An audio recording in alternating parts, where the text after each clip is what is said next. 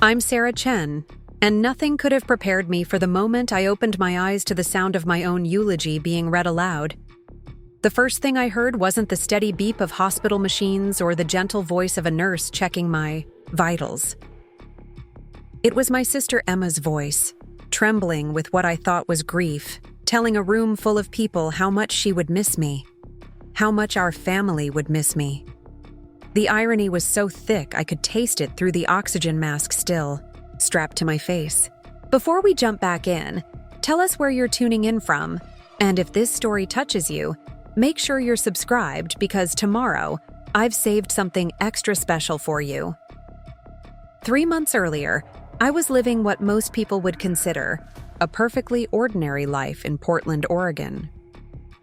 I worked as a pediatric nurse at Children's Hospital, lived in a modest apartment downtown, and spent my weekends hiking the countless trails that snake through the Pacific Northwest. At 28, I thought I had figured out the delicate balance between career, family obligations, and personal happiness.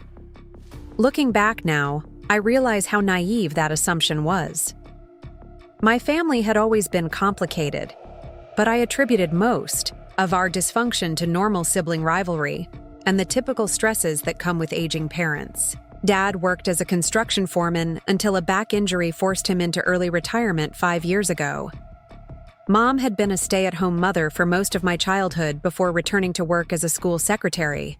When Emma and I reached high school, we weren't wealthy by any means, but we got by comfortably enough in our suburban neighborhood where I grew up.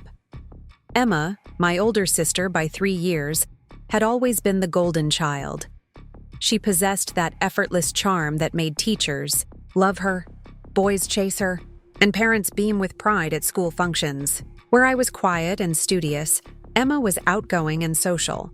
Where I preferred books and nature documentaries, Emma thrived at parties and social gatherings.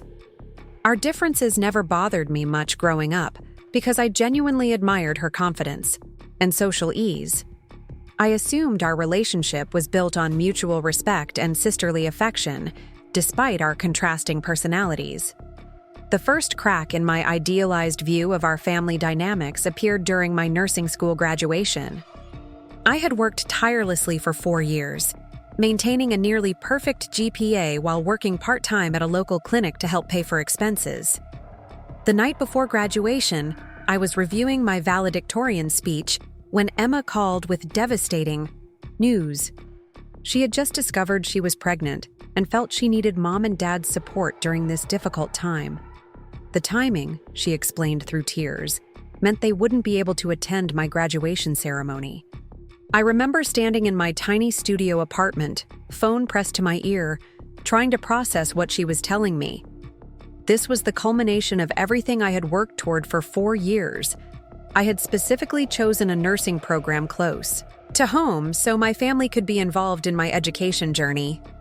I had sent them my class schedule, invited them to various academic events, and proudly shared every milestone along the way. The graduation ceremony represented not just my achievement, but the moment I would officially begin my career helping children and families during their most vulnerable moments. When I suggested that perhaps just one parent could attend while the other stayed with Emma, the silence on the other end of the line spoke volumes. Emma explained that the pregnancy was unexpected and she was considering her options.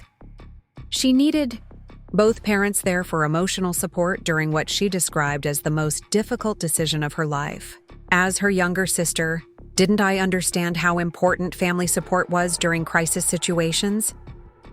Of course I understood. I was training to be a nurse specifically because I believed in supporting people during their most challenging moments. But something about the timing felt deliberate in a way I couldn't quite articulate. Emma had known about my graduation date for months. She had marked it on her calendar and even helped me shop for a dress to wear under my cap and gown. The pregnancy news, while certainly unplanned, had apparently been confirmed weeks earlier, according to details that emerged later in family conversations. I attended my graduation ceremony alone, watching other students embrace their families. Afterward, while I stood awkwardly by myself near the parking lot, my advisor, Dr. Martinez, noticed my isolation, and invited me to join her family's celebration dinner. The kindness of this relative stranger highlighting my family's absence made the abandonment sting even more acutely. That night, as I sat in my apartment looking at my diploma, I made a promise to myself that I would become the kind of person who shows up for others the way my family had failed to show up for me.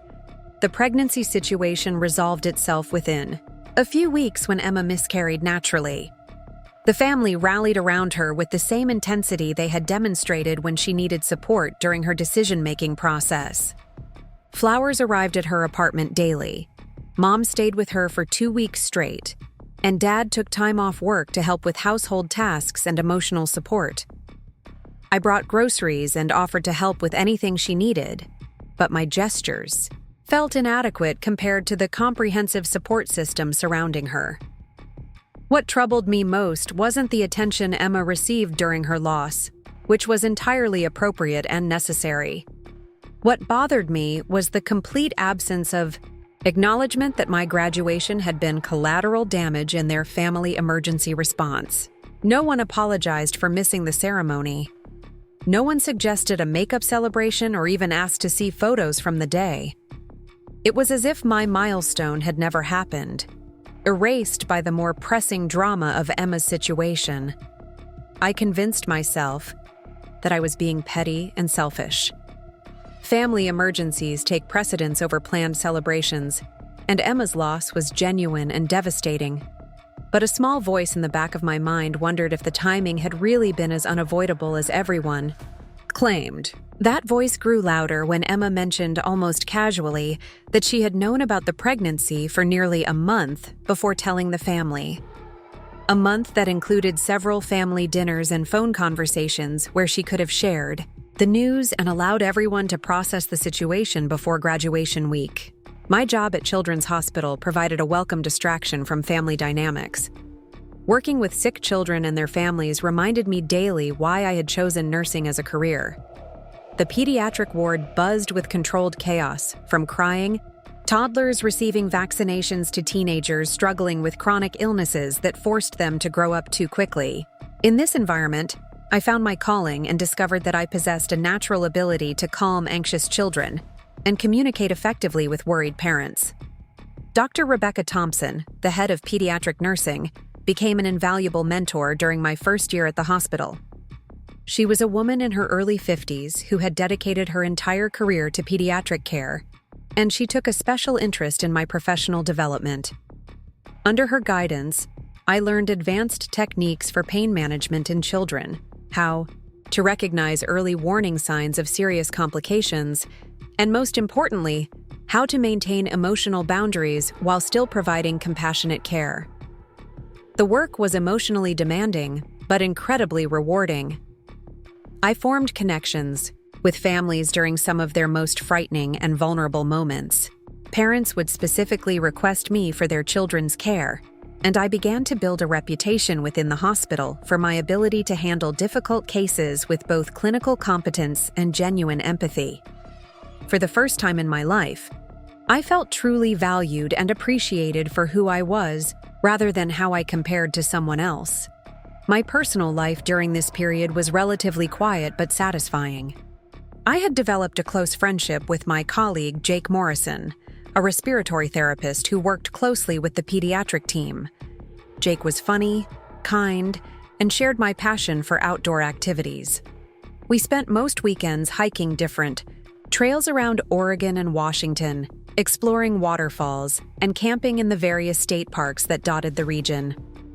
Our relationship was comfortable and easy, built on shared interests and mutual respect rather than dramatic passion or complicated dynamics. Jake had grown up in a large, boisterous family where everyone genuinely seemed to enjoy spending time together. His parents hosted weekly Sunday dinners that included siblings, cousins, aunts, uncles, and various family friends who had been absorbed into their extended circle over the years. The first time Jake invited me to one of these gatherings, I was struck by how naturally everyone included me in their conversations and activities. No one made me feel like an outsider, or seemed to judge me for not contributing entertaining stories or witty observations. The contrast between Jake's family dynamic and my own became increasingly apparent as our friendship deepened. When I mentioned that my family rarely gathered for meals unless someone was visiting from out of town or there was a specific occasion to celebrate, Jake seemed genuinely puzzled. His family treated regular contact and shared meals as basics, expressions of love and connection, not special events requiring significant planning and coordination.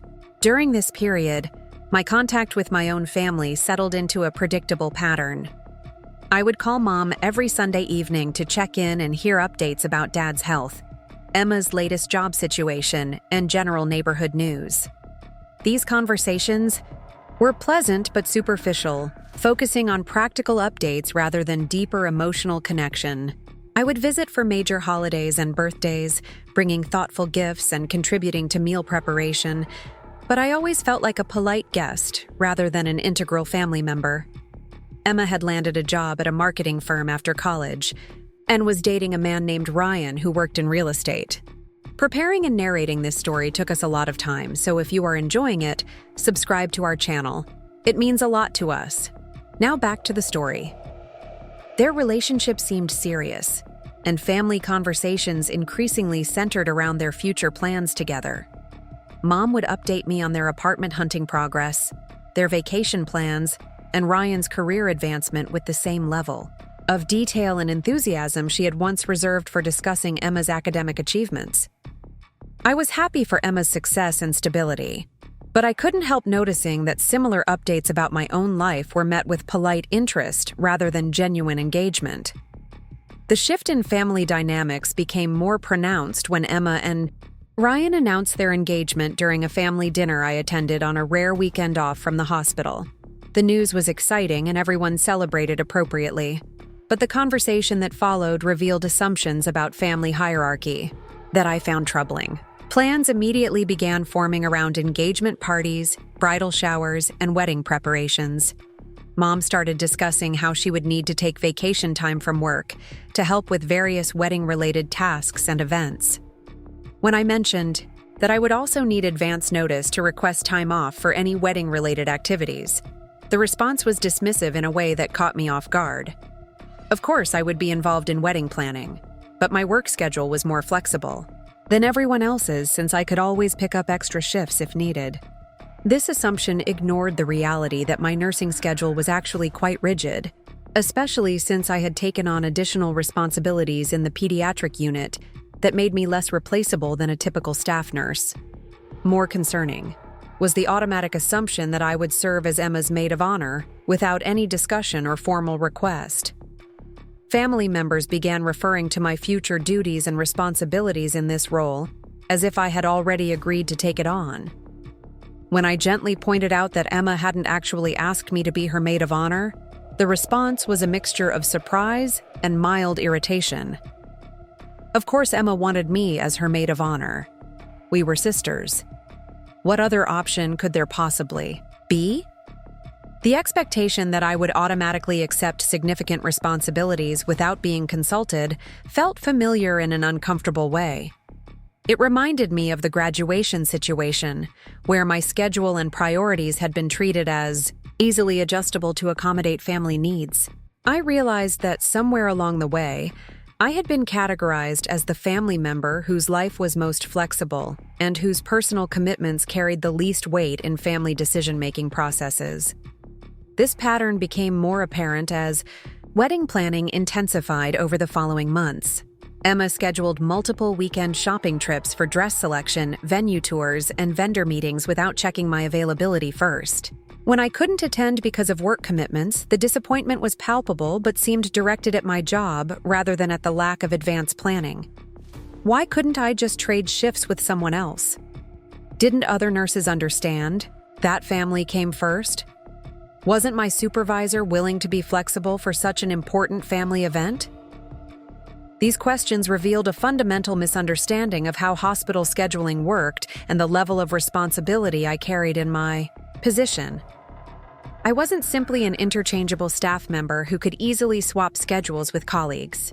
I had specific patients who depended on my care, and the pediatric unit operated with minimal staffing margins that made last-minute changes disruptive to everyone involved. More importantly, I took professional commitment seriously and believed that reliability was essential in healthcare settings where people's well-being depended on consistent, quality care. The tension between family expectations and professional responsibilities came to a head during the engagement party planning process. Emma wanted to schedule the party for a Saturday evening in late spring, which conflicted with a pediatric conference I had registered for months earlier. The conference was directly related to my career development and offered training in specialized techniques that would benefit my patients and potentially lead to advancement opportunities within the hospital.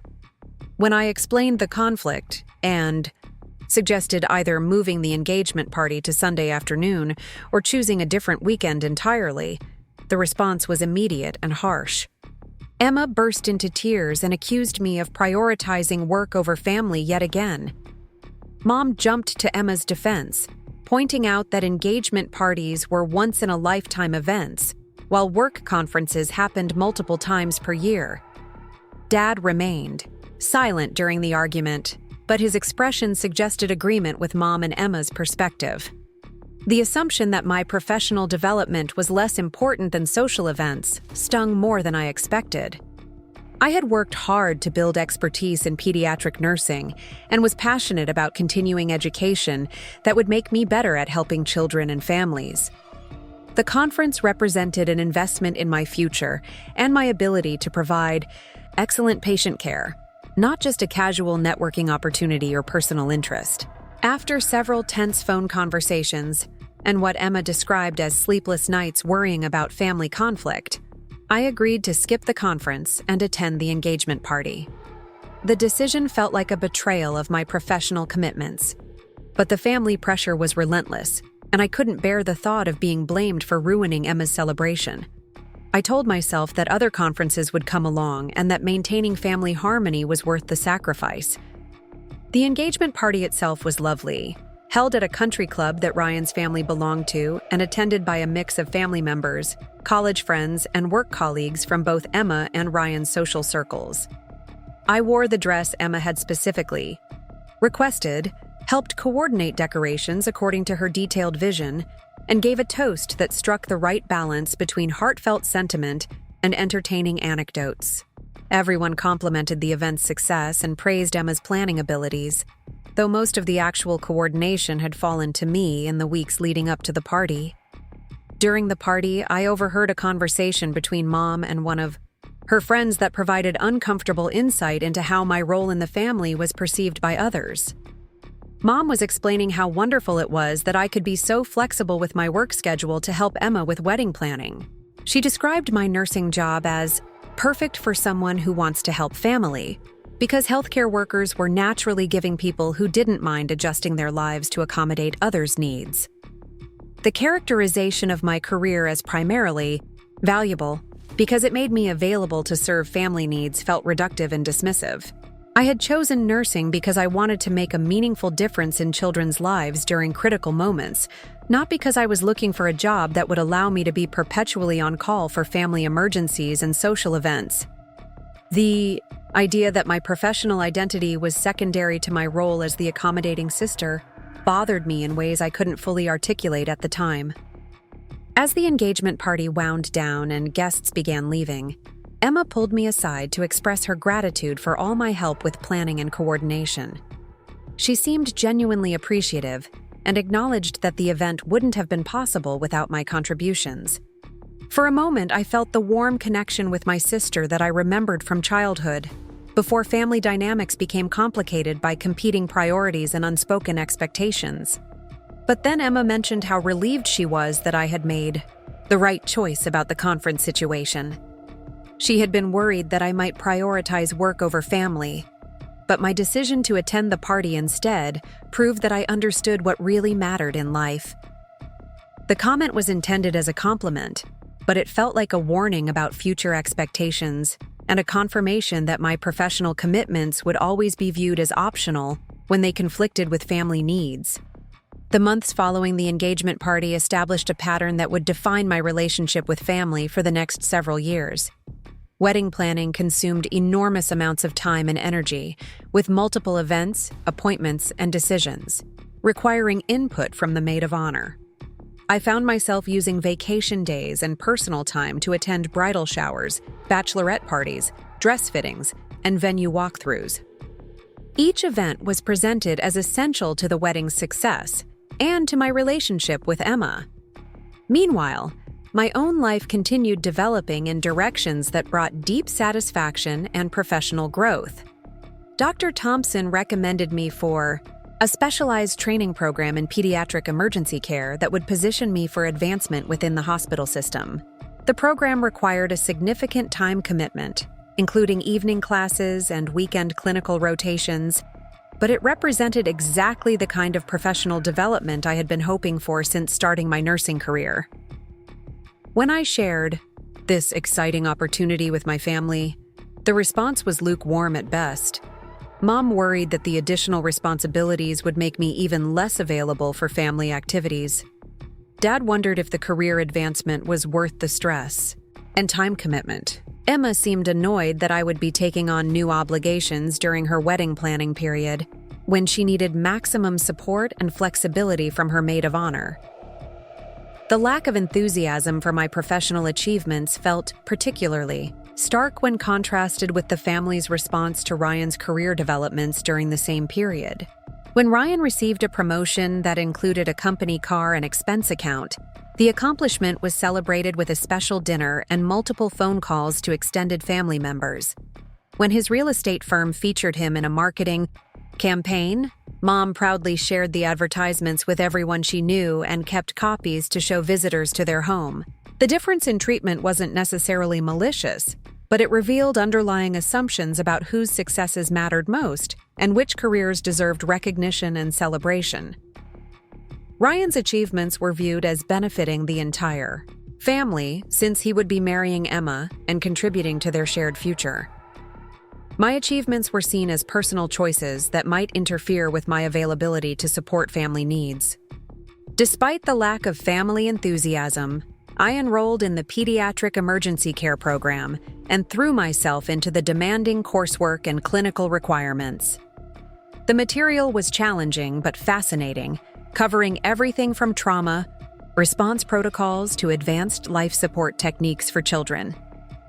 I discovered that I had a natural aptitude for emergency situations and thrived in the high-pressure environment where quick thinking and clinical skills could mean the difference between life and death for young patients. My relationship with Jake deepened during this period as we spent more time together studying and supporting each other through the demands of our respective career development programs. He was pursuing advanced certification in respiratory therapy, while I focused on emergency pediatric care, and we found that we worked well as study partners and emotional support systems. Our friendship had evolved into something more romantic, though we approached the transition carefully given our working relationship and shared friend groups. Jake's family continued to include me in their regular gatherings and celebrations, and I began to understand what healthy family dynamics actually looked like. When Jake's sister graduated from graduate school, the entire family attended the ceremony and hosted a celebration dinner afterward. When his brother received a job promotion, everyone gathered to congratulate him and hear details about his new responsibilities. Individual achievements were treated as family victories worthy of recognition and support. The contrast with my own family's response to my accomplishments became increasingly difficult to ignore. When I successfully completed the pediatric emergency care program and received recognition as the top graduate in my cohort, I called home to share the news with excitement and pride. Mom congratulated me politely and asked if the new certification would require me to work more weekend shifts. Dad wanted to know if the additional training came with a pay increase that would make the time investment worthwhile. Emma was concerned about how the new responsibilities might affect my availability during the final months of wedding planning. No one asked about the clinical skills I had learned or the types of emergency situations I would now be qualified to handle. No one showed interest in the specialized knowledge I had gained or the career opportunities that might result from this achievement. The certification was viewed primarily through the lens of how it might impact my ability to serve family needs rather than as a significant professional accomplishment worthy of celebration in its own right. The wedding itself was beautiful and went off without any major complications, thanks largely to the extensive planning and coordination that had consumed the better part of a year. Emma looked stunning in her dress, Ryan seemed genuinely happy and committed to their partnership, and the celebration struck the right balance between elegant sophistication and warm family atmosphere. As maid of honor, I had fulfilled all the expected duties successfully, from organizing the bachelorette party to giving a heartfelt speech during the reception. But as I watched Emma and Ryan drive away from the reception venue toward their honeymoon destination, I felt an unexpected sense of emptiness rather than satisfaction at a job well done. The wedding had been the central focus of family life, for so long that its completion left a strange void in family dynamics. More troubling was the realization that my extensive contributions to the wedding's success had been treated as expected rather than exceptional, while similar efforts from other family members were praised and appreciated. In the weeks following the wedding, family conversations returned to more routine topics, but the pattern of treating my time and energy as infinitely flexible remained unchanged. Emma and Ryan settled into married life and began house hunting, a process that apparently required input from the entire family. I found myself spending weekends touring potential homes, researching neighborhoods, and attending real estate appointments despite having no direct involvement in their housing decisions. When I suggested that perhaps they could handle the hunting process independently or with input from Ryan's family, the response was hurt confusion. Emma had always valued my opinion and wanted me involved in major life decisions. Wasn't I interested in helping her find the perfect home? Didn't I want to be part of this exciting new chapter in her life? The questions were framed in a way that made any boundary setting seem selfish and uncaring. The house hunting process revealed another uncomfortable dynamic in our family relationships. Emma and Ryan were looking at homes significantly above their stated budget, hoping to find something in an upscale neighborhood that would reflect their aspirations rather than their current financial reality. When they found a house they loved but couldn't quite afford, family discussions naturally turned to potential solutions to bridge the financial gap. Dad suggested that he and Mom could help with the down payment by taking out a second mortgage on their own home. Mom thought perhaps they could all pool resources to help Emma and Ryan get started in the right neighborhood, since real estate was such an important investment for young couples. When the conversation turned to my potential contribution to this family investment pool, I felt pressured to participate in a financial decision that seemed risky and poorly planned. My reluctance to commit a significant portion of my savings to help fund Emma and Ryan's dream house was met with disappointment and subtle accusations of selfishness. I was single, lived in a modest apartment, and had fewer expenses than a married couple planning for their future together. Didn't I want to see Emma happy and settled in a nice home? Wasn't family support important during major life transitions? The expectation that I would sacrifice my financial security to fund someone else's lifestyle choices felt deeply unfair, especially since my own goals and dreams were never discussed or prioritized in family conversations. I had been saving money for my own future, potentially including advanced nursing education, travel opportunities, or eventual home ownership. The idea that these personal financial goals were less important than Emma's immediate housing desires reflected the same pattern of treating my life as secondary to other family members' needs. After several uncomfortable family meetings, I declined to participate in the down payment assistance plan, explaining that I needed to maintain my savings for my own future security and goals. The decision was accepted with obvious disappointment, and some comments about how different people had different priorities in life. The implication was clear. Some people prioritized family, while others prioritized themselves. Emma and Ryan eventually found a more affordable home that they could purchase without family financial assistance, and life settled back into its normal routine.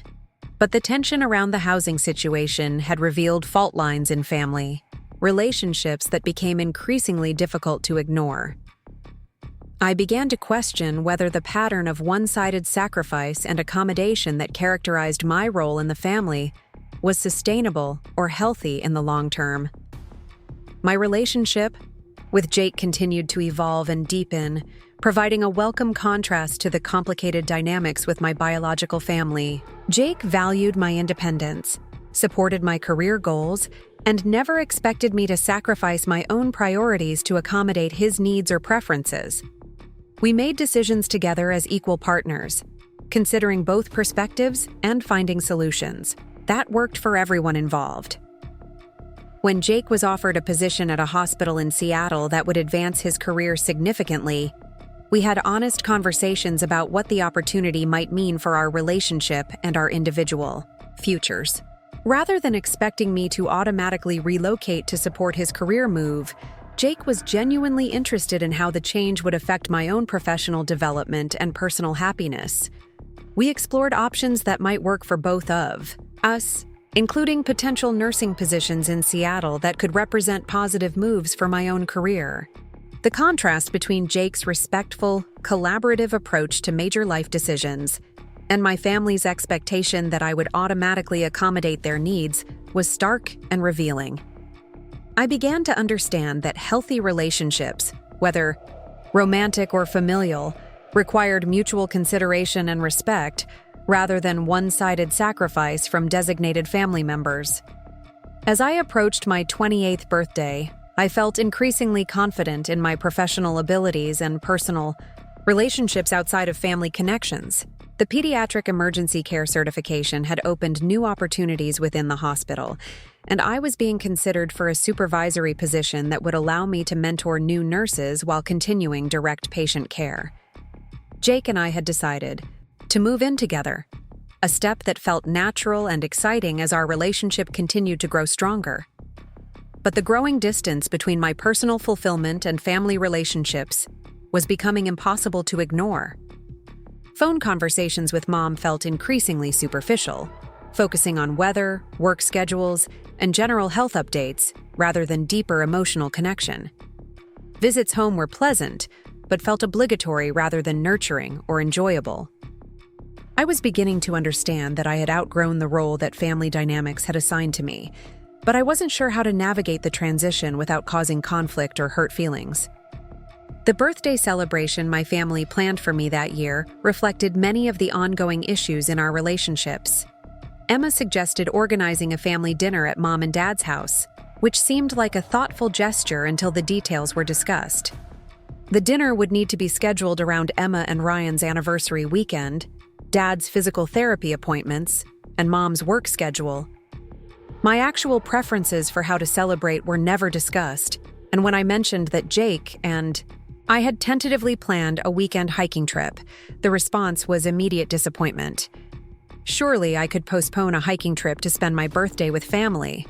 There would be plenty of other weekends for outdoor activities, but family celebrations were special occasions that deserved priority. The assumption that my personal plans were easily adjustable while everyone else's commitments were fixed reflected the same pattern that had characterized family dynamics for years. I agreed to the family dinner celebration, but the decision felt like another small surrender of personal autonomy rather than a joyful opportunity to connect with loved ones. As I drove to my parents' house on my birthday evening, I found myself wondering how many more times I would prioritize family expectations over my own preferences, and whether this pattern was sustainable for my emotional well-being in the long term. The birthday dinner was pleasant enough, with Mom cooking my favorite meal and everyone making an effort to create a celebratory atmosphere. Emma had chosen a thoughtful gift, and Dad shared some warm memories from my childhood that reminded me of the genuine affection underlying our complicated family relationships. For a few hours, I felt the sense of belonging and connection that had drawn me back to family gatherings despite the ongoing tensions. But as the evening progressed and conversation turned to future plans and family updates, I once again felt the familiar sense of being included, but not truly seen or understood. No one asked about my professional goals beyond the immediate responsibilities at the hospital. No one showed interest in my relationship with Jake beyond polite inquiries. about his health and work situation. My thoughts, dreams, and aspirations remained largely invisible in family conversations focused on more immediate practical concerns. As I drove home that night, I made a quiet decision that would shape the next phase of my relationship with family. I would continue participating in family events and maintaining regular contact, but I would also begin prioritizing my own needs and goals more deliberately. I would stop automatically sacrificing personal plans to accommodate family preferences, and I would start setting clearer boundaries around my time and energy. This decision felt both liberating and scary, representing a fundamental shift in how I understood my role within family dynamics. For the first time in my adult life, I was choosing to prioritize my own well-being and happiness, rather than trying to maintain harmony by constantly accommodating others' needs. I wasn't sure how family members would respond to this change, but I knew that continuing the current pattern was no longer sustainable for my emotional health and personal growth. Little did I know that this newfound commitment to personal boundaries would be tested in ways I never could have imagined, and that the true nature of my family relationships would be revealed under circumstances more dramatic and painful than anything I had experienced during years of subtle manipulation and emotional neglect. The shift in my approach to family dynamics didn't happen overnight, but it became increasingly noticeable as autumn arrived and holiday planning began dominating family conversations. Thanksgiving had always been hosted at Mom and Dad's house, with Emma and I responsible for bringing specific dishes and helping with preparation throughout the day. This year, however, I decided to test my new boundaries by suggesting that Jake and I might spend the holiday with his family instead, since they had extended a warm invitation, and I was curious to experience their more relaxed approach to family gatherings. The reaction to this suggestion was swift and intense. Mom called me 3 times in one evening, expressing her hurt and confusion about my apparent desire to abandon family traditions. Emma sent a series of increasingly emotional text messages about how disappointed she would be if I weren't there to help with cooking and to maintain our sisterly Thanksgiving traditions. Dad remained characteristically quiet about the conflict, but his silence felt disapproving rather than neutral.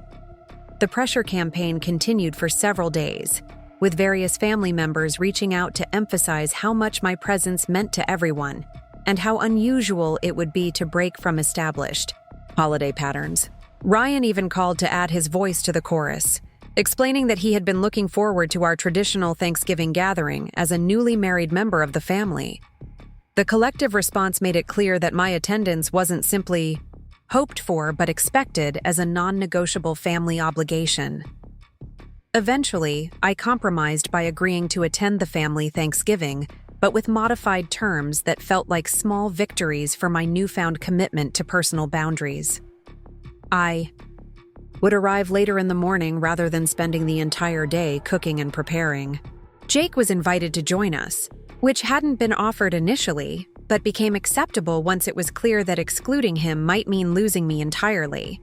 I would bring one assigned dish rather than taking responsibility for multiple courses, and last-minute meal coordination. Thanksgiving Day itself proceeded smoothly on the surface, but I noticed undercurrents of tension and disapproval that hadn't been present in previous years. Comments were made about how nice it was that I could finally make time for family, given my increasingly busy schedule. Emma mentioned how much extra work she had taken on for meal preparation since I hadn't been available for the usual pre-holiday planning sessions.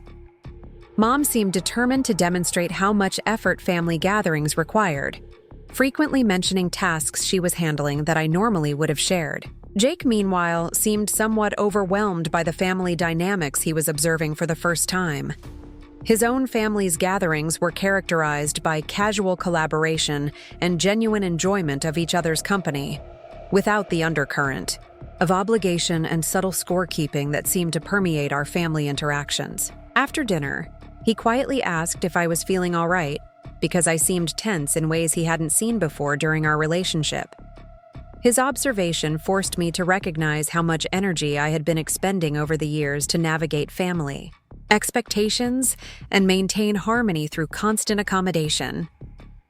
The stress of setting even small boundaries had revealed the fragility of family relationships that I had assumed were built on mutual affection and respect.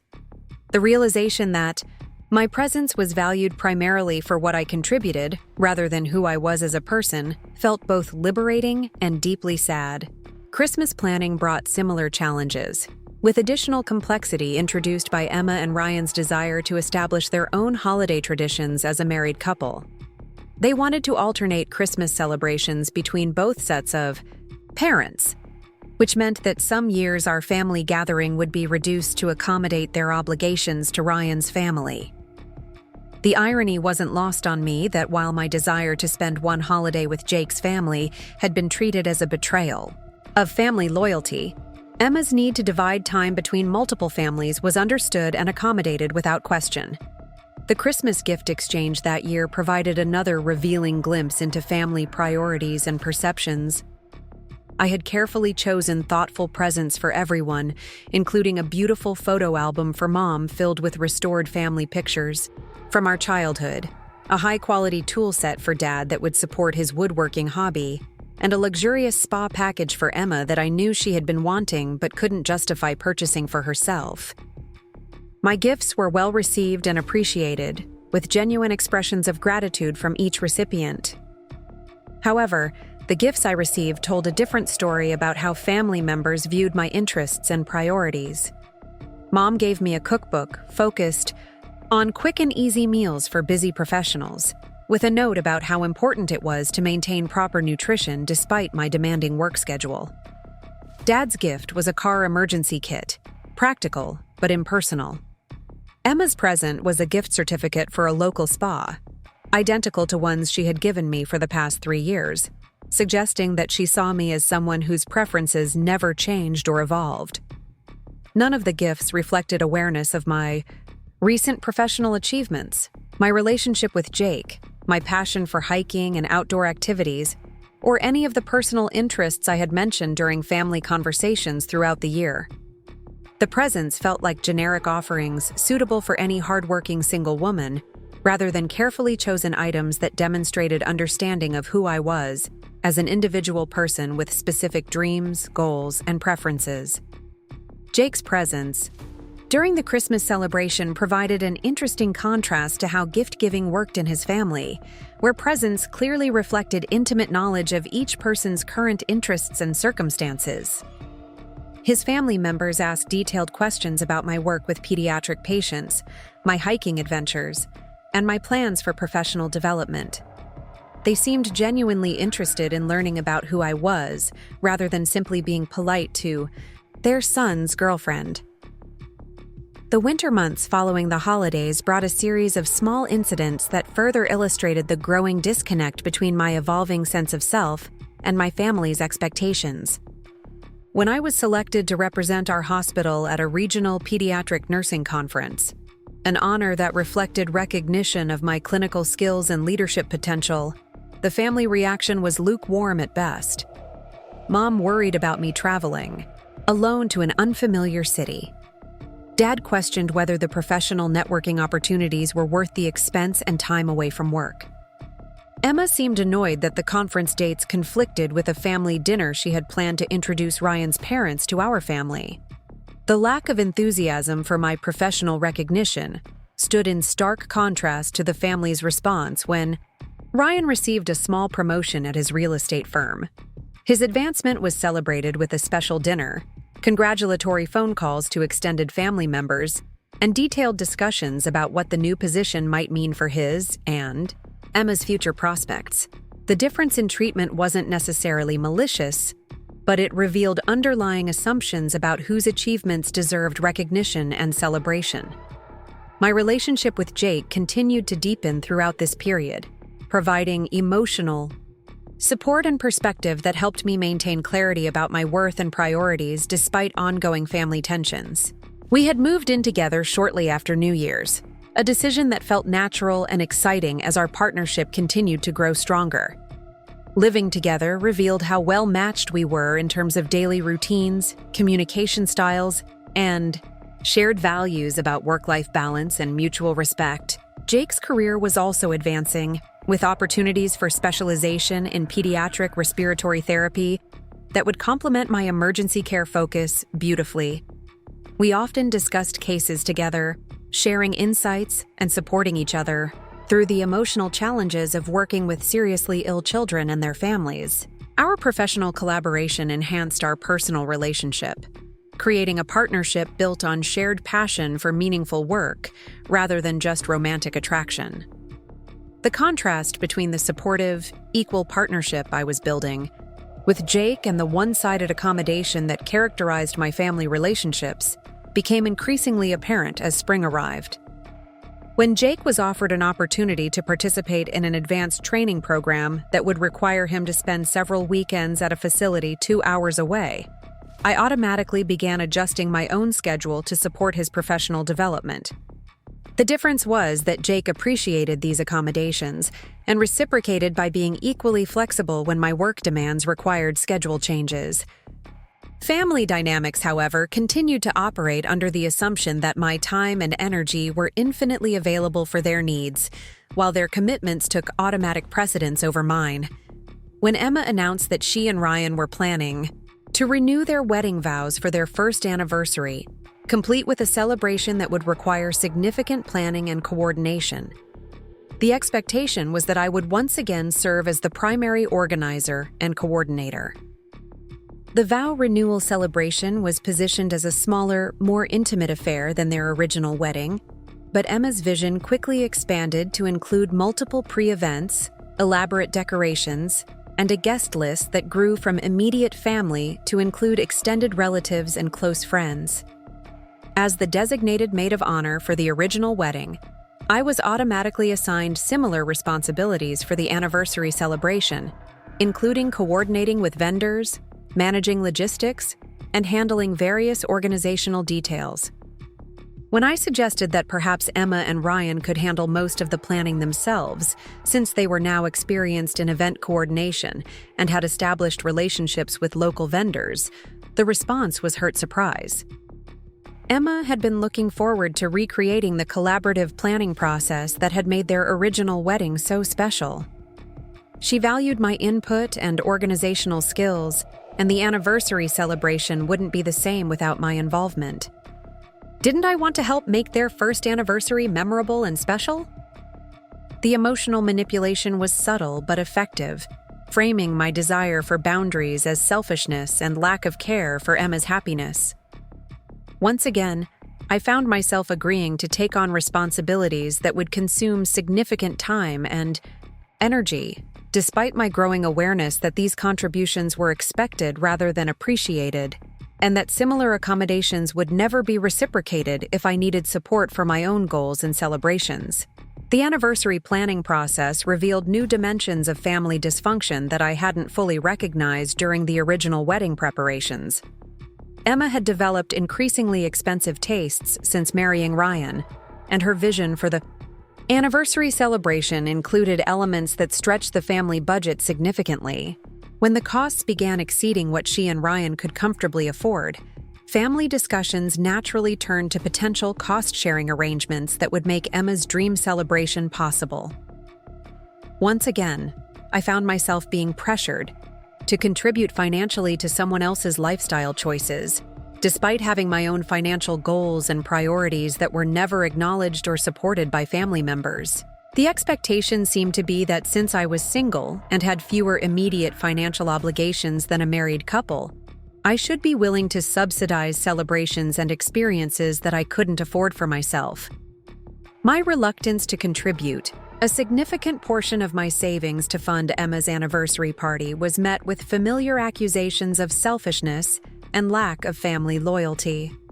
Mom pointed out that I earned a good salary and lived modestly, implying that I should have plenty of disposable income available for family needs. Dad suggested that investing in family happiness was more important than saving money for abstract future goals. Emma seemed genuinely hurt that I wouldn't prioritize her special day over my own financial security. The pressure to contribute to the anniversary celebration came at a particularly challenging time for my own financial planning. Jake and I had been discussing the possibility of purchasing a home together, a major step that would require careful budgeting and significant savings for a down payment. Additionally, I had been considering pursuing advanced nursing education that would enhance my career prospects, but require tuition investment and reduced work hours during the program. Neither of these personal financial goals was acknowledged as valid or important when weighed against Emma's immediate desire for an elaborate anniversary celebration. The assumption seemed to be that my future planning could be postponed indefinitely to accommodate family social events, while Emma's entertainment preferences deserved immediate financial support from multiple family members. After several uncomfortable family meetings and numerous guilt-inducing phone conversations, I agreed to contribute a modest amount to the anniversary celebration, but significantly less than what Emma had requested and with clear conditions about how the money would be used. This compromise satisfied no one completely, but allowed the planning to proceed while preserving some of my financial boundaries. The anniversary celebration itself was beautiful and well executed, thanks largely to the extensive planning and coordination efforts that I had contributed over several months. Emma looked radiant.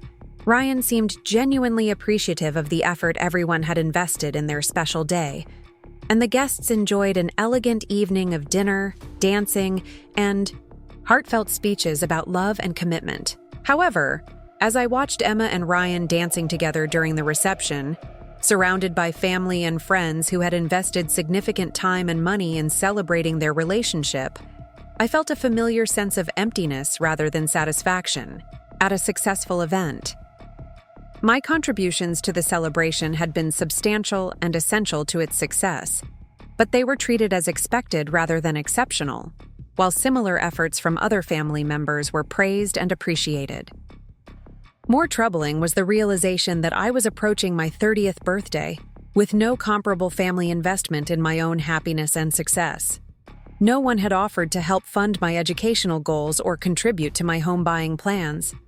No one had expressed interest in celebrating my professional achievements or supporting my relationship with Jake in meaningful ways. The pattern of one-sided giving that characterized my role in family dynamics was becoming increasingly unsustainable and emotionally draining. The summer following Emma's anniversary celebration brought a series of incidents that further highlighted the growing disconnect between my personal growth and family expectations. When I was promoted to senior pediatric nurse with supervisory responsibilities over new graduates, the achievement represented years of hard work and demonstrated expertise in my field. The promotion came with increased salary, expanded influence within the hospital, and opportunities to shape the training of future pediatric nurses. My family's response to this significant career advancement was politely congratulatory, but lacked the enthusiasm and pride that I had hoped to see. Mom worried that the additional responsibilities would make my work schedule even more demanding and unpredictable. Dad questioned whether the extra stress was worth the salary increase.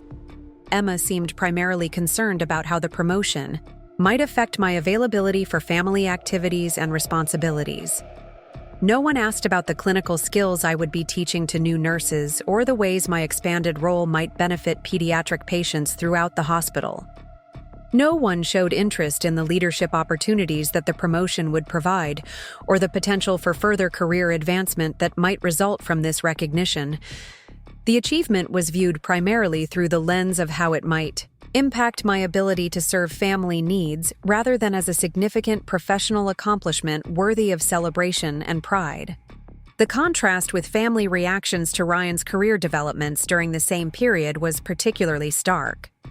When Ryan's real estate firm featured him in a local magazine article about young professionals making an impact in the community, the accomplishment was celebrated with a special family dinner and multiple phone calls to extended relatives. Mom kept copies of the magazine to show visitors, and Dad expressed genuine pride in having such a successful son-in-law. The difference in treatment wasn't necessarily intentional, but it revealed deep-seated assumptions about whose achievements mattered most and which career paths deserved recognition and respect. Ryan's success was viewed as reflecting positively on the entire family and contributing to Emma's security and happiness. My success was seen as a personal choice that might interfere with my availability to support other family members' needs and goals. As summer progressed into early fall, Jake and I began making concrete plans for our future together, including serious discussions about marriage and starting a family of our own. These conversations filled me with excitement and optimism about building a life partnership based on mutual respect, shared values, and equal consideration of both partners' dreams and priorities. When I mentioned to my family that Jake and I were discussing engagement and future marriage plans, the response was notably lukewarm compared to the enthusiasm that had greeted Emma's relationship milestones. Mom seemed concerned about whether I was rushing into marriage before establishing myself more firmly in my career. Dad wondered if Jake's income prospects were sufficient to support a family comfortably. Emma appeared distracted by her own life concerns and offered only perfunctory congratulations on our relationship progress. The lack of genuine excitement about my potential engagement stood in sharp contrast to the celebration and support that had surrounded Emma's relationship, from the early dating stages through marriage and anniversary celebrations. My family's subdued response to my happiness felt like another confirmation that my personal milestones were viewed as less significant and worthy of attention than other family members' achievements. More concerning was the subtle questioning of Jake's suitability as a partner, despite his consistent kindness, professional success, and obvious commitment to our relationship. The implied criticism seemed to stem from his failure to meet certain social or economic criteria that had never been explicitly articulated, but apparently influenced family judgments about appropriate relationships. Jake, meanwhile, continued to demonstrate the kind of partnership I had always hoped for, but never experienced in family relationships. When I expressed interest in pursuing a master's degree in pediatric nursing that would enhance my career prospects significantly, he immediately began researching programs and discussing how we could manage the financial and logistical challenges together. His automatic assumption was that my educational goals deserved support and that we would find creative solutions to make them possible. The contrast between Jake's enthusiastic support for my ambitions and my family's consistent questioning of my priorities and choices became impossible to ignore.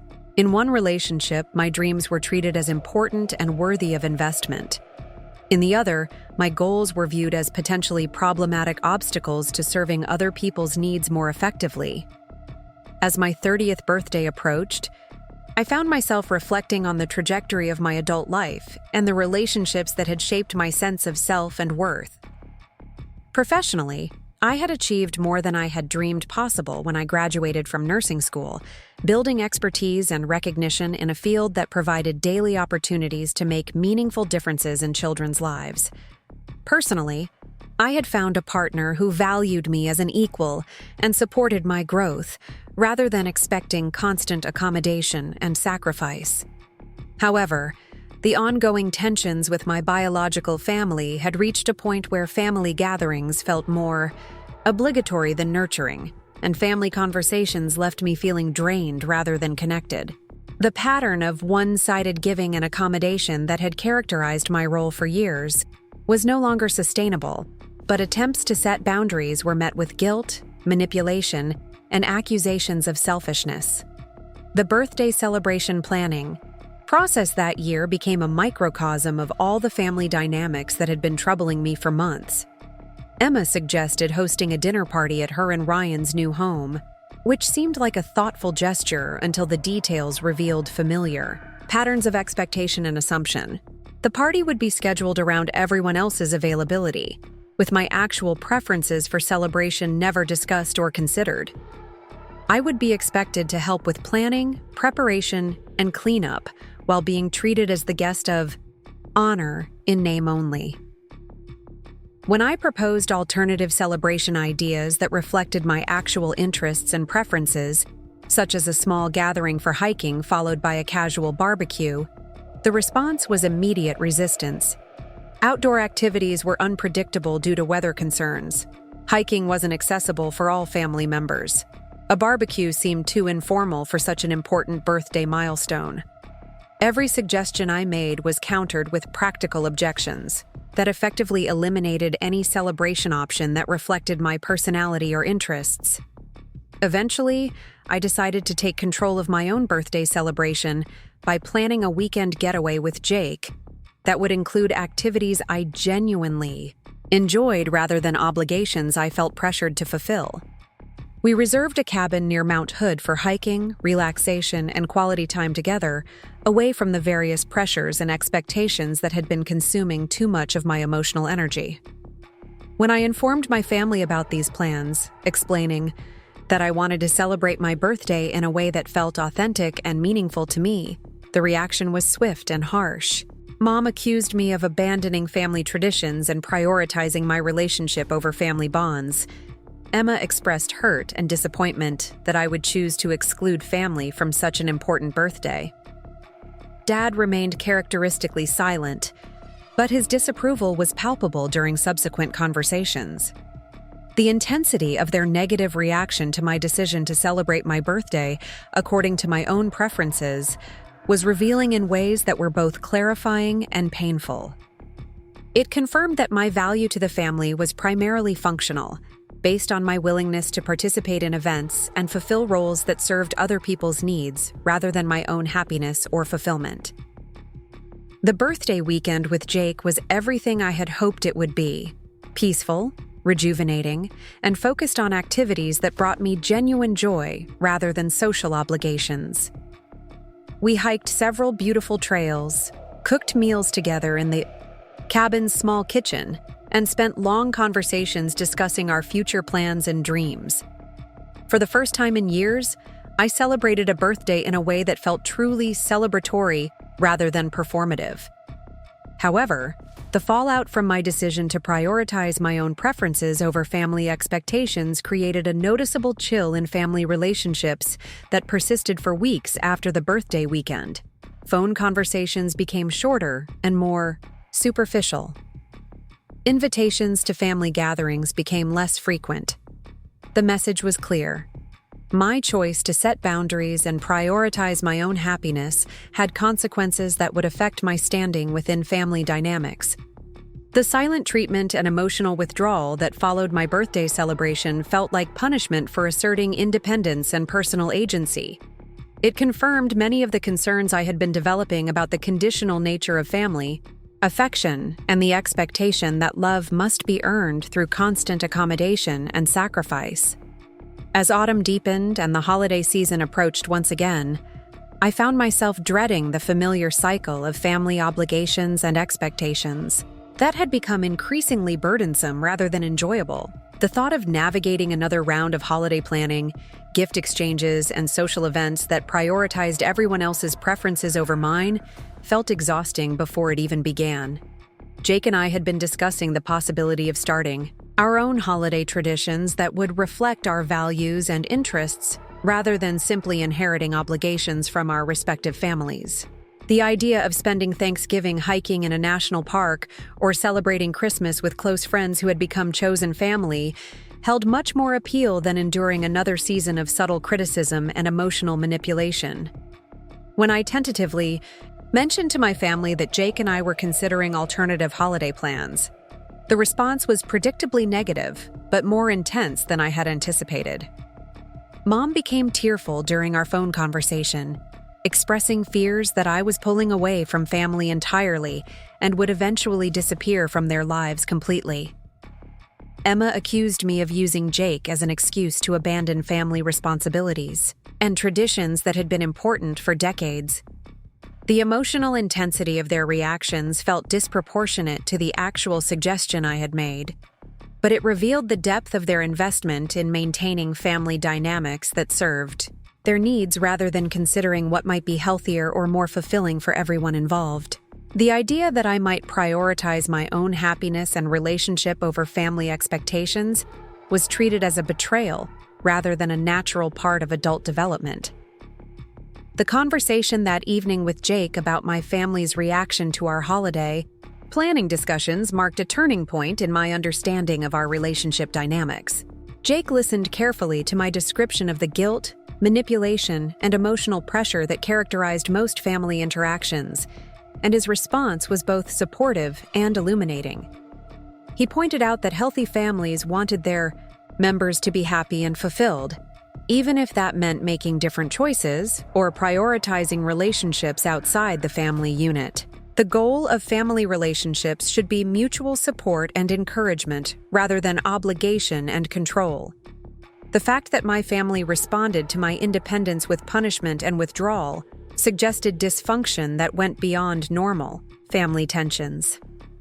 His perspective helped me recognize that the problems in my family relationships weren't primarily my fault or the result of my changing priorities.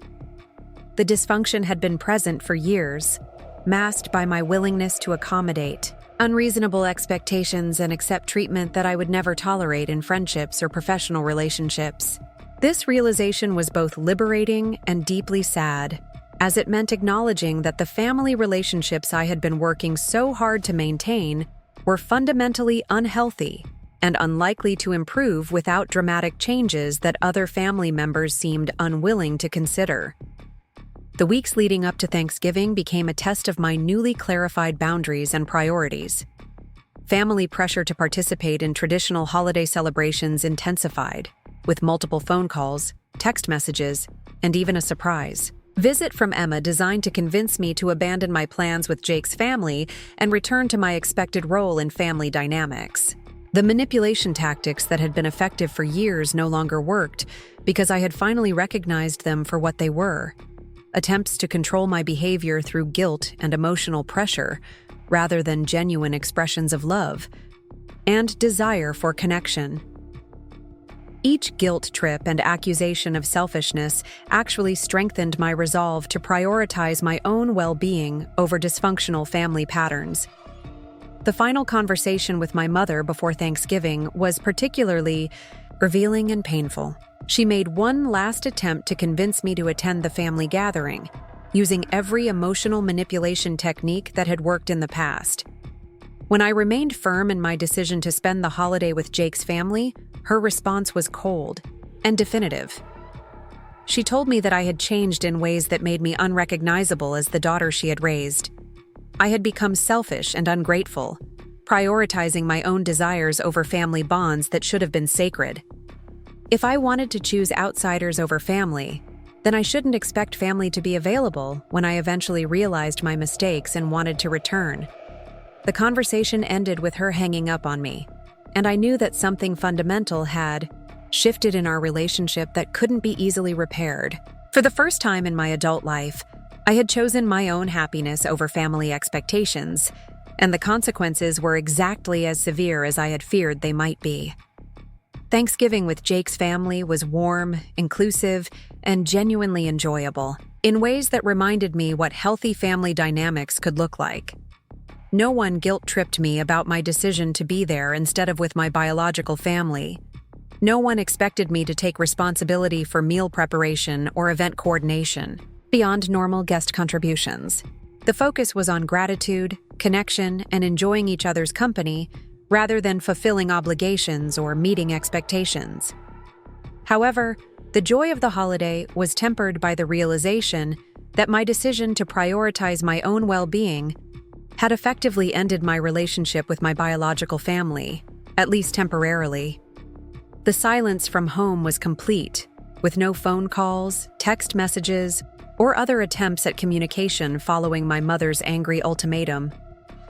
The weeks following Thanksgiving passed in an strange mixture of relief and grief. Relief because I was finally free from the constant pressure to accommodate unreasonable expectations and prove my worth through endless sacrifice. Grief because the family relationships I had hoped to maintain and improve were apparently irreconcilable with my need for respect and mutual consideration. Jake was incredibly supportive during this difficult transition, providing emotional comfort while respecting my need to process the loss of family relationships that had been central to my identity for nearly 30 years. His family also rallied around me with kindness and inclusion that helped fill some of the emotional void left by my biological family's rejection. As December progressed and Christmas approached, the silence from my family continued, confirming that their earlier threats to withdraw affection and contact hadn't been empty manipulation tactics, but genuine consequences for my refusal to maintain. Dysfunctional relationship patterns. The realization that I was essentially orphaned by choice rather than circumstance was both empowering and terrifying. For the first time in my adult life, I was completely free to make decisions based on my own values and priorities rather than family expectations, but I was also completely alone in terms of biological family support and connection. Christmas Eve arrived with still no communication from my family, making it clear that the estrangement was serious and likely permanent unless I was willing to apologize and return to my previous role as the accommodating daughter and sister who prioritized everyone else's needs over her own. Jake and I spent Christmas Eve at his family's traditional celebration, surrounded by warmth, laughter, and genuine affection that reminded me what I had been missing in my own family relationships for years. As I watched his parents interact with their children and extended family, I saw what mutual respect and consideration looked like in practice, rather than just theory. That night, as we drove home through the quiet Christmas Eve streets, I made a mental commitment to building a chosen family based on the values of respect, support, and mutual consideration that I had discovered were possible but had never experienced with my biological relatives. I had no idea that within just a few weeks, my commitment to independence and self-respect would be tested in ways I never could have imagined, and that the family who had rejected me for prioritizing my own well-being would face a crisis that would reveal the true depth of their dysfunction and cruelty. The new year brought unexpected opportunities for growth and change that helped distract from the ongoing silence from my biological family. Dr. Thompson approached me about leading a new pediatric emergency response team that would handle the most critical cases coming into our hospital. The position represented everything I had worked toward in my nursing career, combining advanced clinical skills with leadership responsibilities and the chance to make life or death differences for children and their families. Jake was thrilled about my career advancement, immediately suggesting we celebrate with a weekend trip to the coast where we could walk on the beach and discuss our future plans. His enthusiasm and support felt like a healing balm after months of family criticism and withdrawal. With someone who genuinely cared about my success and happiness, the absence of biological family approval felt less devastating and more liberating. The emergency response team training was intense and demanding, requiring me to master advanced protocols for everything from cardiac emergencies to traumatic injuries in pediatric patients.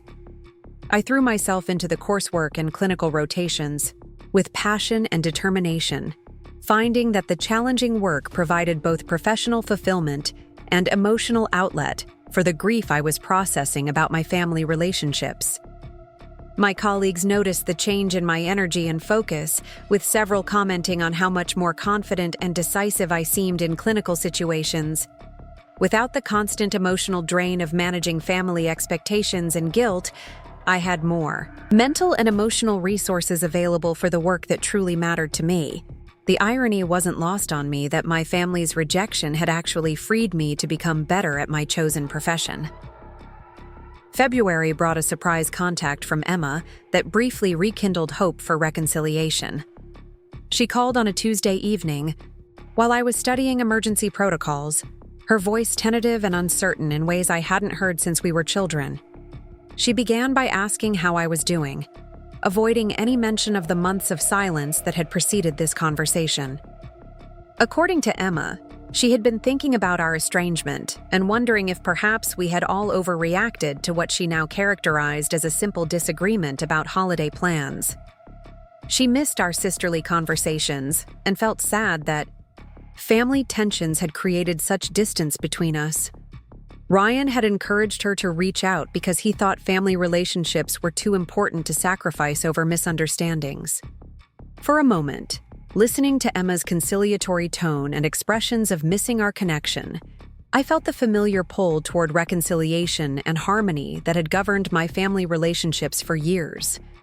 The desire to restore peace and return to familiar patterns was strong, especially during the lonely winter months when I missed having biological family connections despite their dysfunction.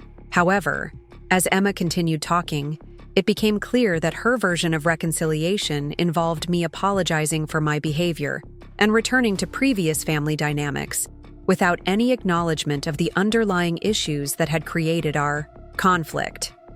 She spoke about moving forward and putting the past behind us, but made no mention of the guilt, manipulation, and emotional pressure that had characterized my family role for years. When I gently suggested that perhaps we needed to discuss what had gone wrong in our family relationships and how we might interact more healthily in the future, Emma's tone shifted noticeably. She seemed confused and slightly irritated by my suggestion that fundamental changes were necessary for reconciliation. From her perspective, the problem was simply that I had become too sensitive and demanding, not that family dynamics were genuinely problematic. The conversation revealed that Emma's reach toward reconciliation was motivated by her own needs rather than genuine recognition of the issues that had led to our estrangement. She missed having me available for emotional support, event planning, and the various ways I had contributed to her life over the years. The idea that I might require different treatment or mutual consideration in our relationship seemed foreign and unreasonable to her. By the end of our phone call, it was clear that Emma was offering to restore our relationship only if I was willing to return to my previous role as the accommodating sister who prioritized her needs over my own well-being.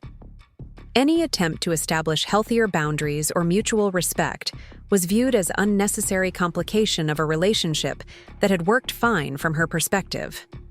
I thanked Emma for reaching out and told her I needed time to think about what kind of relationship might be possible between us going forward. Her frustrated sigh and curt goodbye made it clear that my response wasn't what she had hoped for, and I suspected that this brief attempt at reconciliation would be followed by renewed silence and possibly increased hostility.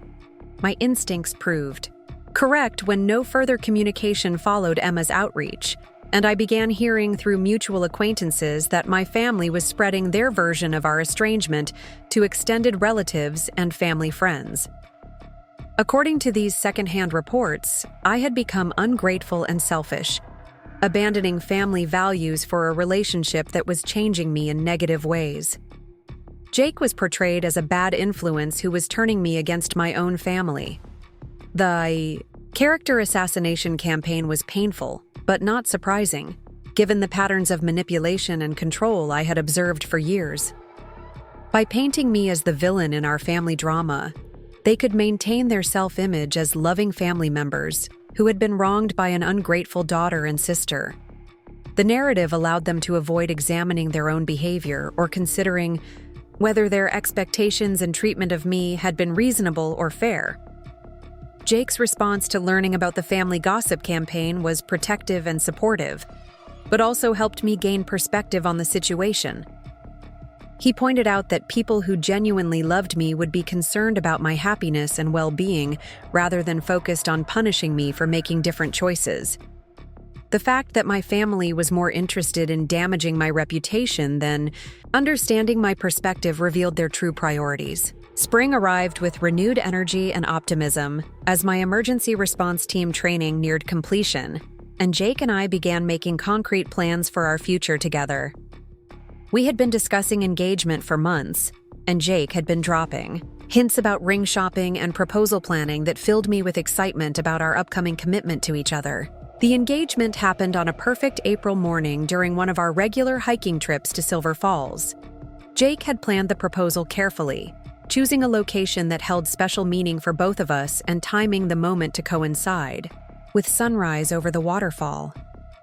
When he dropped to one knee and asked me to marry him, surrounded by the natural beauty that had become such an important part of our relationship, I felt pure joy unmarked by any of the complications that had characterized my family relationships. The ring was beautiful and thoughtfully chosen, reflecting both my practical nature and my appreciation for simple elegance. More importantly, Jake's proposal speech focused on his desire to build a life partnership based on mutual support, shared dreams, and equal consideration of both our goals and preferences. He spoke about wanting to create the kind of family we had both learned was possible through his family's example of healthy relationships. As I called my supervisor to share the exciting news and request a few days off to celebrate our engagement, I realized that Jake's family would be the first people we told about our upcoming marriage. They had become my chosen family over the past year, providing the support and celebration that biological family relationships had failed to offer. Jake's parents were thrilled about our engagement, immediately beginning to plan a celebration, dinner, and expressing genuine excitement about officially welcoming me into their family. His siblings called to congratulate us and share their own engagement and wedding stories with warmth and inclusion that felt natural and unforced. The contrast with my biological family's lukewarm response to my relationship milestones over the years was stark and revealing. For a moment, I considered reaching out to my own family to share the engagement news, thinking that perhaps such a significant life event might provide an opportunity for reconciliation and renewed connection.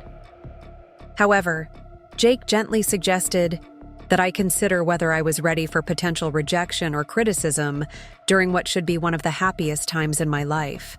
His caution proved wise when I decided to send a simple text message to my parents and Emma informing them of our engagement.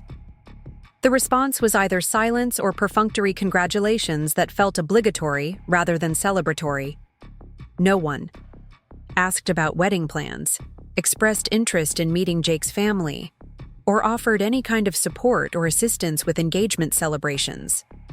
The muted reaction to one of the most important announcements of my life confirmed that the estrangement with my biological family was complete and unlikely to be repaired through major life events or the passage of time.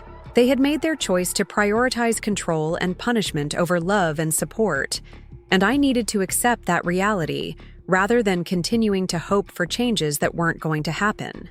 Summer wedding planning with Jake and his family was a revelation in how collaborative and joyful such preparations could be when everyone involved genuinely cared about the couple's happiness rather than their own preferences and expectations. Jake's mother offered to help with vendor research and coordination, but only after asking what kind of wedding we envisioned and how we wanted to handle various decisions. His father provided practical support with logistics and financing discussions that respected our autonomy while offering genuine assistance. Most importantly, Jake's family treated our wedding as our celebration, rather than an opportunity to fulfill their own social obligations or demonstrate their status and preferences. Every suggestion they made was framed as an option to consider, rather than an expectation to fulfill, and they consistently deferred to our choices, even when those decisions differed from their own tastes or traditions. The contrast with the pressure, manipulation, and expectation that had characterized Emma's wedding planning process was dramatic and healing.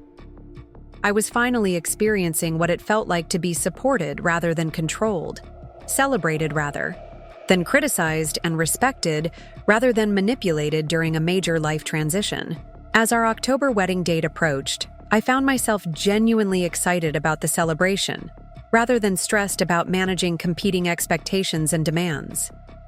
Jake and I had planned a ceremony that reflected our values and relationship, surrounded by people who genuinely wanted to celebrate our happiness rather than fulfill social obligations. The guest list included colleagues from the hospital, friends from our hiking and outdoor activities, Jake's extensive family network, and a few college friends who had remained close despite geographical distance. Notably absent were any members of my biological family, a reality that felt sad, but no longer devastating given the support and love I had found in my chosen family relationships. 3 weeks before our wedding, however, my carefully constructed sense of peace and independence was shattered by an event that I never could have anticipated or prepared for. I was driving home from a late shift at the hospital, exhausted after a particularly challenging day in the emergency unit, where we had treated several critical pediatric cases that had required all my advanced training and emotional reserves. The intersection where the accident occurred was one I had navigated hundreds of times before, a routine part of my commute through downtown Portland. The traffic light was functioning normally, and I had a clear green signal as I proceeded through the intersection toward home, and Jake, who was waiting with dinner and wedding planning materials we had planned to review together that evening. I never saw the other vehicle that ran the red light at high speed, striking my car on the driver's side with devastating force that would change everything about my life and reveal truths about my family that I never could have imagined. The impact was so sudden and severe that I lost consciousness immediately, my last clear memory being the anticipation of spending a quiet evening with my fiancé discussing flower arrangements and seating charts for our upcoming celebration. What followed was a period of darkness and silence that lasted longer than anyone initially expected, during which my body fought to survive massive internal injuries while my brain struggled to recover from traumatic swelling that threatened permanent damage. Jake maintained a constant vigil at my bedside, coordinating with medical teams and keeping detailed records of my treatment and progress.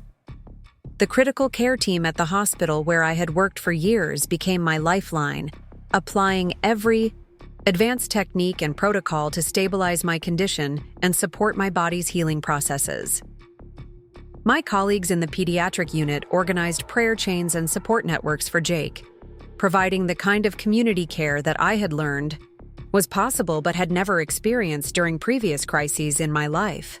During the first week of my coma, Jake faced impossible decisions about my medical care and prognosis, consulting with neurologists and trauma specialists about the extent of my injuries and the likelihood of meaningful recovery. The medical team was cautiously optimistic about my survival, but couldn't predict what level of cognitive and physical function I might retain if I regained consciousness. Jake called my parents to inform them of the accident and my critical condition, despite the months of estrangement that had preceded this crisis.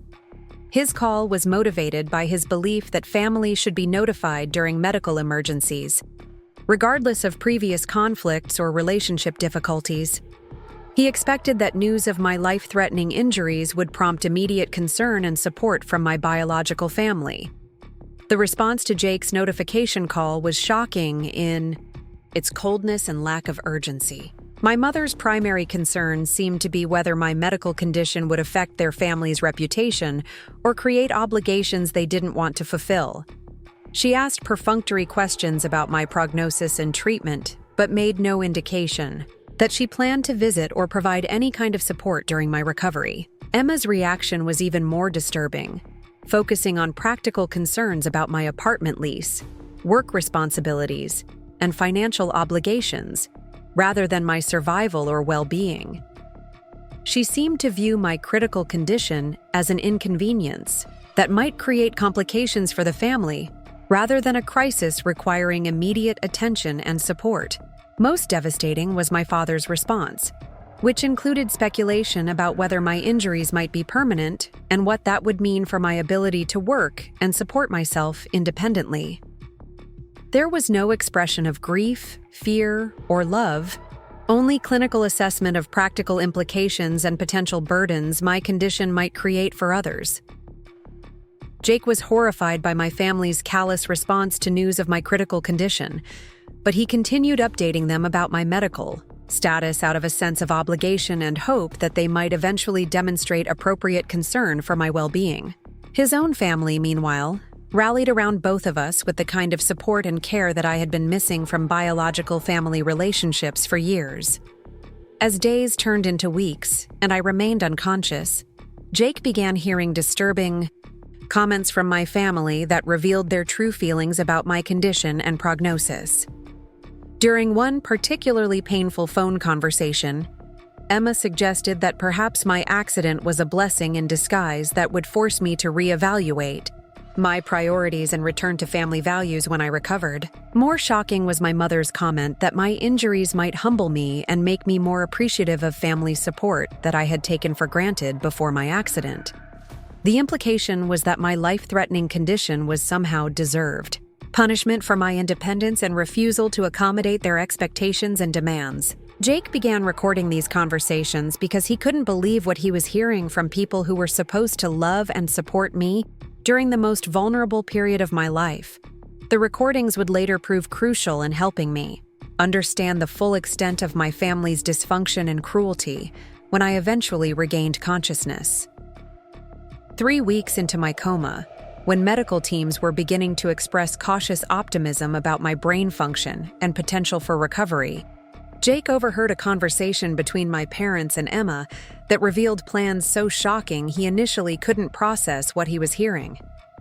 They were discussing funeral arrangements and life insurance policies, as if my death was inevitable or even preferable to my potential recovery with disabilities. The conversation included detailed discussions about cremation versus burial, potential venues for memorial services, and how to handle my personal belongings and financial assets. Most disturbing was their apparent relief at the prospect of not having to deal with long-term care responsibilities or the complications of maintaining relationships with someone who might have permanent cognitive or physical limitations. Jake was devastated by the realization that my biological family was essentially planning my funeral while I was still alive and showing signs of neurological improvement. Their focus on practical arrangements rather than supporting my recovery revealed a level of coldness and calculation that exceeded even his worst expectations about family dysfunction. When Jake confronted them about their inappropriate funeral planning discussions, their response was defensive and revealed even more disturbing attitudes about my worth and their obligations toward me. They claimed they were simply being practical about difficult possibilities, but their demeanor suggested relief rather than grief at the prospect of my death. The final revelation came when Jake discovered that my family had actually contacted a funeral home and begun making preliminary arrangements for my memorial service, including selecting a casket, planning a reception, and writing obituary notices that portrayed me as a devoted daughter and sister who had tragically died too young. The obituary they prepared was particularly cruel in its revisionist history, describing me as someone who had always put family first and whose greatest joy had been supporting her loved ones through various challenges and celebrations. The thigh description bore no resemblance to their actual treatment of me or their criticism of my independence and career focus. Jake realized that my family was not only planning my funeral prematurely, but was also preparing to control the narrative about my life and death in ways that would serve their own emotional needs rather than honoring who I actually was as a person. They were crafting a version of my story that would make them appear to be grieving, loving family members rather than people who had rejected and abandoned me for asserting my own needs and boundaries. The discovery that they had scheduled an actual memorial service at a local funeral home, complete with viewing hours and reception planning, was the final betrayal that convinced Jake he needed to protect me from their manipulation, even while I was unconscious and vulnerable. He began making plans to limit their access to my medical information and ensure they couldn't make decisions about my care or recovery process. Unknown to anyone at the time, my brain was actually beginning to emerge from the deep unconsciousness that had protected it during the most critical phase of healing. Neurological activity was increasing, and my response to various stimuli was improving in ways that suggested eventual awakening might be possible. The timing of my neurological recovery coincided almost perfectly with my family's funeral planning timeline, creating a situation that no one could have anticipated or prepared for. As my consciousness slowly returned and my ability to process sensory information improved, I began hearing voices and conversations around me that would reshape everything I thought I knew about family love and loyalty. The first coherent sounds I could process were hushed conversations in what I assumed was my hospital room, but the acoustics seemed wrong somehow, more echo-prone and spacious than the intensive care unit where I had been receiving treatment. The voices were familiar but speaking in ways that confused and disturbed me as I struggled to understand where I was and what was happening around me.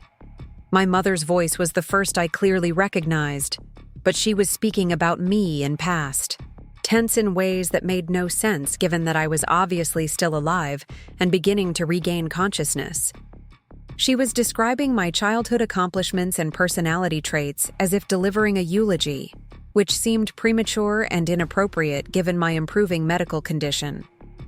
As my awareness continued to improve, I began recognizing other family voices joining what appeared to be some kind of memorial presentation about my life and character.